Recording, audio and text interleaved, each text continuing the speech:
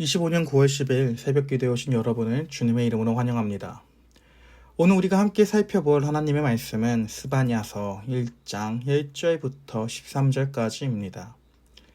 제가 오늘 본문의 하나님의 말씀을 낭독해서 읽어드릴 때에 2절부터 6절까지는 하나님께서 스바냐 선지자에게 하시는 말씀이고 7절부터 13절까지는 이제 스바냐 선지자가 회중들을 향해 하는 선포인 것을 생각하면서 읽으면은 성경을 이해할 때 더욱더 좋을 것 같습니다. 이제 하나님의 말씀을 낭독하여 드리겠습니다. 하나님의 말씀을 들으십시오. 아몬의 아들 유다왕 요시야의 시대에 스바냐에게 임한 여호와의 말씀이라. 스바냐는 히스기야의 현손이요 아마랴의 증손이요 그다랴의 손자요 구실의 아들이었더라. 하나님이 말씀하십니다. 여호와께서 이르시되 내가 땅 위에서 모든 것을 진멸하리라.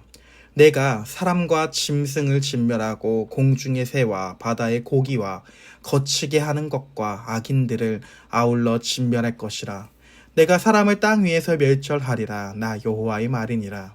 내가 유다와 예루살렘의 모든 주민들 위에 손을 펴서 남아있는 바알을 그곳에서 멸절하며 그마림이란 이름과 및 그 제사장들을 아울러 멸절하며 또 지붕에서 하늘의 뭇 별에게 경배하는 자들과 경배하며 여호와께 맹세하면서 말감을 가리켜 맹세하는 자들과 여호와를 배반하고 따르지 아니한 자들과 여호와를 찾지도 아니하며 구하지도 아니한 자들을 멸절하리라. 스바냐 선지자가 선포하는 본문입니다. 7절 주 여호와 앞에서 잠잠할지어다. 이는 여호와의 날이 가까웠으므로 여호와께서 희생을 준비하고 그가 청할 자들을 구별하셨음이니라. 여호와의 희생의 날에 내가 방백들과 왕자들과 이방인의 옷을 입은 자들을 벌할 것이며 그날의 문턱을 뛰어넘어서 포악과 거짓을 자기 주인의 집에 채운 자들을 내가 벌하리라. 나 여호와가 말하노라. 그날에 어문에서는 부르짖는 소리가 제2구역에서는 울음소리가 작은 산들에서는 무너지는 소리가 일어나리라. 막데스 주민들아 너희는 슬피 울라. 가나안 백성이 다 패망하고 은을 거래하는 자들이 끊어졌음이라. 그때 내가 예루살렘에서 찌꺼기같이 가라앉아서 마음속에 스스로 이르기를 여호와께서는 복도 내리지 아니하시며 화도 내리지 아니하시라 하는 자들을 등불로 두루 찾아 벌하리니 그들의 재물이 노략되며 그들의 집이 황폐할 것이라. 그들이 집을 건축하나 거기에 살지 못하며 포도원을 가꾸나 그 포도주를 마시지 못하리라. 하나님의 말씀입니다. 오늘부터 우리는 스바냐서에 대해서 함께 살펴봅니다. 스바냐서는 이름대로 스바냐 선지자의 활동을 기록한 책입니다. 그렇다면 스바냐 선지자는 누구일까요? 스바냐는 오늘 본문의 1절에서 자기 자신을 히스기야 왕의 후손이라고 소개하고 있습니다. 또한 8절의 기록을 보면 왕족들의 행동에 대해서 기록하고 있으며 13절에서도 이 예루살렘의 형편을 마치 고위 공무원 혹은 왕족처럼 자세히 기록하고 있는 것을 보면 스바냐는 왕족 중에 한 사람이라고 보는 것이 가장 합당할 것입니다. 그렇게 왕족인 스바냐는 하나님의 부름을 받고 선지자가 됩니다.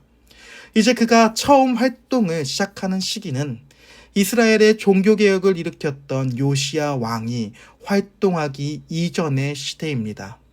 따라서 오늘 본문의 스바냐가 활동하던 시기의 배경을 정확하게 보기 위해서는 요시야 왕의 앞선 왕이었던 므낫세 왕과 그의 아들인 아몬 왕의 행적을 함께 살펴보아야 합니다. 이 두 왕이 통치하던 남유다 이 이스라엘은 우상숭배가 극에 달해 있던 시기입니다. 특히 므낫세 왕은 북이스라엘의 가장 악하고 최악이었던 아합 왕을 본받는다라고 말하고 있습니다. 열왕기하 21장 2절로 3절을 제가 읽어드리겠습니다. 므낫세가 여호와 보시기에 악을 행하여 여호와께서 이스라엘 자손 앞에서 쫓아내신 이방 사람의 가증한 일에 따라서 그의 아버지 히스기야가 헐어버린 산당들을 다시 세우며 이스라엘의 왕 아합의 행위를 따라 바알을 위하여 제단을 쌓으며 아세라 목상을 만들며 하늘의 일열 성신을 경배하여 섬기며 라고 나옵니다. 그리고 그의 아들이었던 아몬도 아버지와 똑같은 행동을 합니다.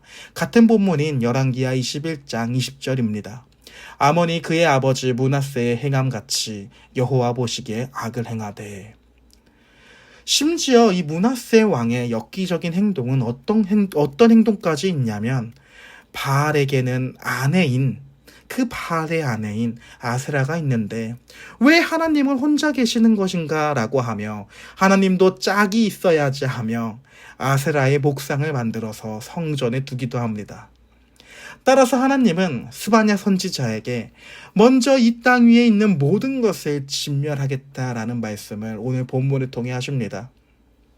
왜냐하면 이는 유다의 우상 숭배자들이 그저 한낱 피조물 밖에 되지 않는 것들을 숭배의 대상으로 삼고 있기 때문입니다. 따라서 하나님은 그들을 심판하시면서 신들 중에 신이 무엇인지 다시금, 어떤 것을 하나님의 백성들이 경배하고 섬겨야 하는지 다시금 확인을 해주는 것입니다. 특히 오늘 본문의 2절과 3절을 보면 정말로 재미있는 표현이 나옵니다. 하나님께서는 스바냐 선지자를 향해 말할 때에 내가 무엇을 없애겠다라고 하는 히브리 원어의 구조를 시작합니다. 2절의 정확한 번역은 내가, 즉 여호와께서 가라사대 모든 것을 땅 위에서 없애겠다. 그리고 3절도 마찬가지로 여호와의 말이니라, 즉 하나님께서 가라사대 내가 사람과 짐승을 없애겠다라고 하는 그런 문학적인 표현을 사용하고 있습니다. 이는 창세기 1장에서 하나님께서 만물을 창조하시면서 빛이 있으라 하시되 라고 하면서 빛이 있었구나 라고 하는 그런 상황과 정반대의 표현을 오늘 본문에서 사용하고 있는 것입니다. 피조물들 또한 사람들의 죄로 인해 함께 심판을 받습니다. 첫사람 아담의 죄로 인해 모든 피조물들이 함께 타락한 것과 마찬가지로 지금 하나님께서 심판하시겠다라고 말하는 모든 세계가 결국에는 유다 백성들로 인해 받게 되는 것입니다. 따라서 스바냐서에서는 다른 어떤 피조물보다도 사람이 먼저 나옵니다. 그리고 그 뒤를 이어서 짐승, 공중의 새, 바다의 고기가 함께 심판을 받을 것이라고 하는 그 심판의 내용이 나오게 되는 것입니다. 이렇게 타락한 인간들은 피조물들이 원래 처음 창조된 목적 그리고 그 의미를 깨닫지 못합니다. 피조물들의 원래 의미는, 이 세상이 원래 창조된 처음의 의미는 이 세상을 말씀으로 창조하신 하나님을 향해 찬양하도록 하게끔 하는 의미를 가지고 있었습니다. 하지만 타락한 사람들은 오히려 이 피조물들을 보고 이것들을 통해 이것들을 섬기는 우상을 만듭니다. 따라서 이런 인간들을 향해 하나님은 심판하심으로써 영광받기 합당한 분이 누구신지 다시금 자기 백성을 향해 보여주고 있는 것입니다. 따라서 하나님은 4절에서 그마림이란 이름과 그 제사장들을 아울러 멸절한다라고 말하고 계십니다. 여기서 나오는 그마림이란 바로 열왕기하 23장 5절에서 나오는 것처럼 유대의 왕들이 유다와 예루살렘의 산에서 이방 신들을 향하여 분향하도록 임명한 제사장들입니다. 이방인들을 섬기게 하는 제사장이라는 것입니다. 그리고 정말로 안타깝게도 이들이 하는 우상 숭배는 더 이상 이 우상 숭배가 부끄러워서 남몰래 혼자 은밀하게 하는 행동이 아니라 그들은 그들의 집에 지붕에서 이방신에게 제사를 하는, 즉 우상 숭배라는 것이 더 이상 죄로 여겨지지도 않고 너무나도 당연하고 그리고 공개적으로 지붕 위에서 누구나 지금 우상 숭배를 하고 있는 이런 참담한 현실을 오늘 본문이 보여주고 있는 것입니다. 따라서 하나님은 스바냐 선지자에게 유대와 피조물들에게 심판의 날이 있을 것이라고 말씀해 주십니다. 이제 이 내용들을 스바냐 선지자가 이스라엘 백성들을 향하여 선포합니다. 그리고 이 내용이 바로 7절부터 13절까지의 내용들입니다. 스바냐 선지자는 먼저 이스라엘 백성에게 잠잠하라고 말합니다. 즉 그들이 지금 하고 있는 모든 제사를 그만두라고 말하고 있는 것입니다. 그리고선 바로 여호와의 날이 가까워졌다라고 말합니다. 이 선지자의 말을 들은 사람들은 충격을 먹었을 것입니다. 왜냐하면 그들이 기대하고 그들이 사모했던 여호와의 날이란 바로 하나님께서 자신들의 원수를 심판하는 내용이지만 지금은 본인들이 받아야 되는 심판을 말하고 있기 때문입니다. 하나님의 백성인 이스라엘이 곧 하나님의 원수로서 전략해버린 이 현실을 보여주고 있는 것입니다. 따라서 스바냐 선지자는 계속해서 하나님께서 직접 제사의 제물을 준비한다라고 말합니다. 즉 이전에 하나님을 향해 헛된 제물로 제사를 드리던, 그리고 하나님께만 예배를, 제사를 드려야 할 그런 제사의 방식들을 우상에게도, 혹은 하나님과 우상을 혼용해서 제사를 하던 이 모든 제물들을 하나님께서 거부하시고 하나님께서 직접 자기 자신을 향한 제사를 준비하시는데, 그 제사의 제물이 바로 이스라엘 백성이라는 것을 8절에서 말씀해주고 계시는 것입니다. 그들은 하나님이 만드신 제사를, 또한 하나님께만 드려져야 하는 이 제사를 망쳤습니다. 그리고 하나님께서는 이 제사를 망친 자들을 심판하심으로써 자기 자신에 대한 바른 제사를 회복시키는 것입니다.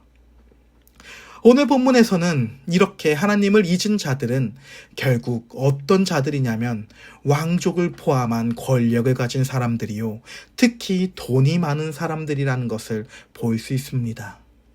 왜냐하면 10절에서 나오는 어문이라고 하는 구역과 제2구역이라고 하는 이 지역들은 결국 므낫세가 증축한 지역들이며, 이는 예루살렘 안에서 신도시를 말하고 있는 것입니다. 또한 막데스라고 라는 곳도 상업으로 많은 부를 이룬 장소를 상징합니다.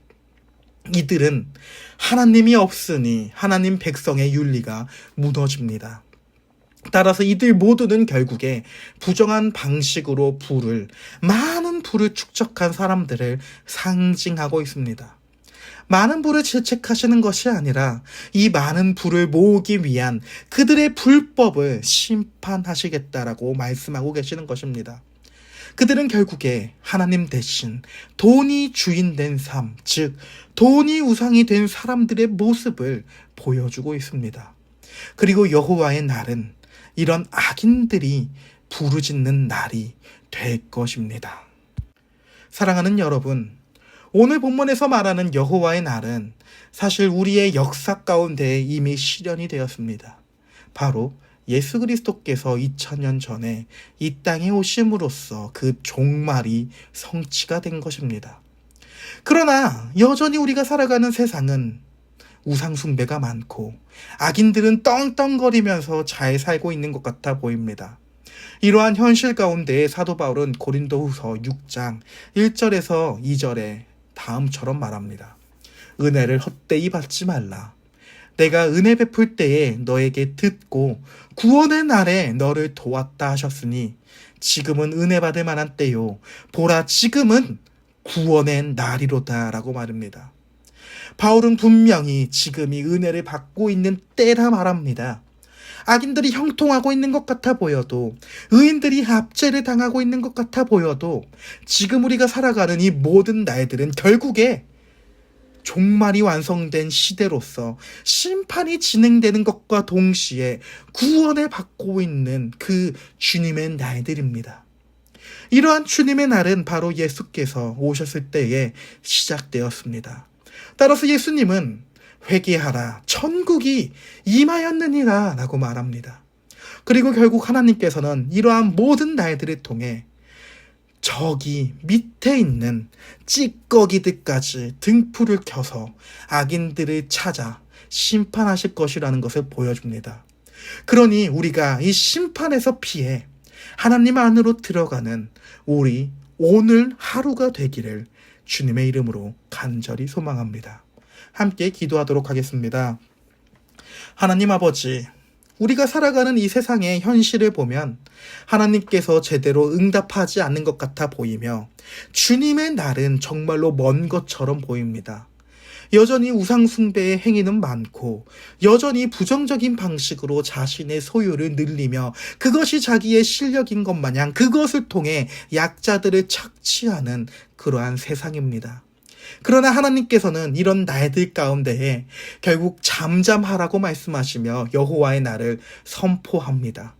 그리고 이렇게 선포하신 이 여호와의 날은 예수께서 이 땅에 처음 오실 때 초림 때에 성취가 되었고, 이 성취된 이후로 우리는 날마다 종말이라고 하는 그 시간 가운데에 살아갑니다.